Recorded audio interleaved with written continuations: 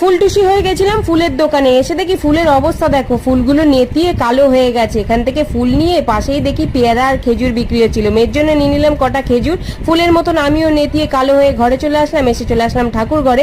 আজকে তো মঙ্গলবার, আমি বজরংবলীকে পুজো করি, তাই এখানে দেখো পুজোটা করে নিচ্ছি। পুজো করার পর যখন আমি আবার সোনার কাছে গেলাম, ওকে তো ডেকেই যাচ্ছি, ওঠার নাম নেই। দুদিন পর স্কুল খুলবে, এত বেলা অবধি ঘুমালে স্কুলের টাইমে কিভাবে স্কুলে যাবে বলো? অনেকক্ষণ ধরে আদর করার পরও উঠছিল না, তারপরে এমন টাইমে উঠলো যে একেবারে ওকে স্নান করিয়ে দিলাম, স্নান করিয়ে রেডি করে দিয়েছি। এখন কটা বাজে দেখবে?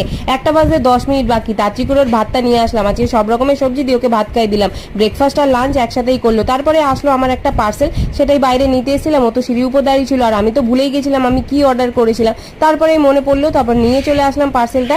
একটা টপ অর্ডার করেছিলাম, কিন্তু টপটা সাইজটা ঠিক আছে, কিন্তু একটু লেন্থে ছোট। আমি এত ছোট টপ পরি না, এমনিতেও আমি হেলদি, আরো হেলদি লাগছিল, তাই টপটা আমার ভালো লাগেনি, রিটার্ন করে দিয়েছি।